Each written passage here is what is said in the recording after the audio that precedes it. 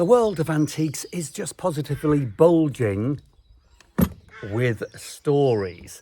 I've just collected this suitcase here from a client in Halifax. I'm going to be selling the contents of it, as well as a few other things, including some potentially seriously good watercolours. I'm researching them. If they turn out to be good, then my goodness me, they will be good. I will let you know if anything jolly good happens there. But, you know, so you go on journeys, not just driving, but the world of antiques take you on personal journeys. And when I say personal, I mean the original owner of this case. All of this tells a great story. Let me try and explain to you what goes on in my mind when I come across things like this. So I went to the client's house, we had a wander around, searched for things. And these are some of the things I found. So what story then does this case tell? Well, look at the case. It dates to the 1950s, maybe 1960s. It's very high quality. You've got a South Africa Airways label and they got a British Airways label. So we know that travelling in the 1960s was a very expensive pastime. So it belonged to a pretty wealthy person, I would say. Now, I know that the family that these objects belong to, they come from a mill family in Halifax, so there has been plenty of money in this family, and the contents of the case here kind of scream this. So you will maybe even notice this: Royal Worcester fruit hand painted plate. We've got teacups and saucers. This is my particular favorite here in the very much Art Deco style, but not just the style, absolutely bang on period. I'm going to show you actually how you can date Worcester pieces very quickly. But so yeah, Royal Worcester, exceptionally good quality. This one painted by Harry Price and dates to 1939. So bought new in 1939 by the family. Shows that they had money in the 1930s.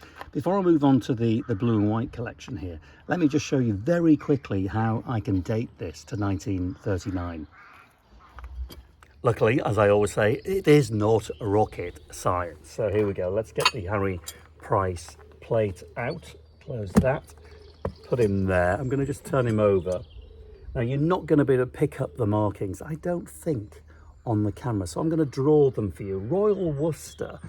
If you've got Royal Worcester pieces at home, they're actually really easy to date. And the funny thing is, when it comes to dating antiques like these, the better the quality, the more expensive they are, the easier they are to date. So if you've got Royal Worcester, just Google, how do I date my Royal Worcester piece of pottery or porcelain? And the top tips will come up. There's loads of symbols and everything else. But with the Harry Price piece, these are the symbols. I'm going to draw it. So it says Royal Worcester, and on the back, it has 3 rings, interlocked rings, a bit like the Olympic rings, but not as many. Now, we know that Worcester introduced the rings in 1932, and then either side of the rings, Worcester started placing dots. Each dot would represent 1 year. So in this case, there are 7 dots. 1, 2, 3, 4, 5, 6, 7.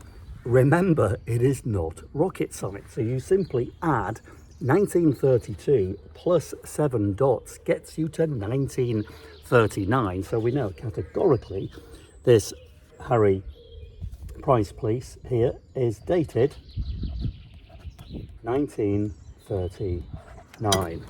And it's in absolutely immaculate condition, apart from this hanging system. You can see that. Isn't that just a complete and utter nightmare? That certainly would have been put on when new, and the great temptation is to remove that. But I would say to you, don't do it, because very often these things, and this is from experience, these things are held together by the metal hanging systems. This one isn't, right? It's in mint condition, but it's going to go into auction. It's going to be £200 to £300 in an auction.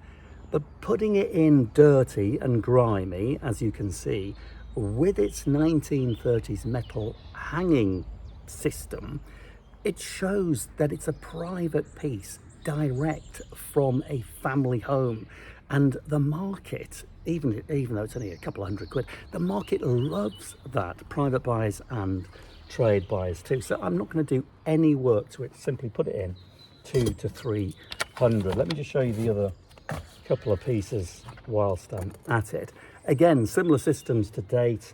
The Art Deco piece is dated to 1936. You've got the 3 rings and 4 dots. It's simple enough, isn't it? Makes you sound really clever when you know how to date these things. Anyway, so what's this worth? Teacup and saucer, Royal Worcester, 200 to 300, again in auction. So, you know, £600 thereabouts, ready to go in sale. Could very easily, you've seen the house, it could very easily be overlooked. Lots more things are coming out of the house actually, and as they do, I will make more videos. But this is, yeah, definitely my favourite. I love that. But I'm going to put that there safe. It's very safe, I promise you. I do break things sometimes, but I promise you I'm not going to break them. Now, again, talking about stories, this is Royal Copenhagen ware, very expensive pieces. And the family, so we know that they were buying good stuff in the 1930s. And we have now a collection, 24 pieces of Royal Copenhagen. Have a look at this. Here's a Royal Copenhagen price list dated 2004. And you can buy from the factory actually very early pieces going back to 1908. I mean, Royal Copenhagen have been around since 1775. You can't go back that far, but still you can buy back catalogue pieces. And all of the underlying dates is exactly what we have contained in the case. Look at 1993 from Royal Copenhagen in 2004. The 1993 plate would have cost you £300. £300! And here it is, the 1993 plate that in 2004, to order it back catalogue from Royal Copenhagen, would have cost you £300. What's it worth today? Interesting question. Well, I can tell you it's probably worth about 10% of its £300 cost 20 years ago. So Royal Copenhagen, even though, you know, founded in 1775, fantastic quality.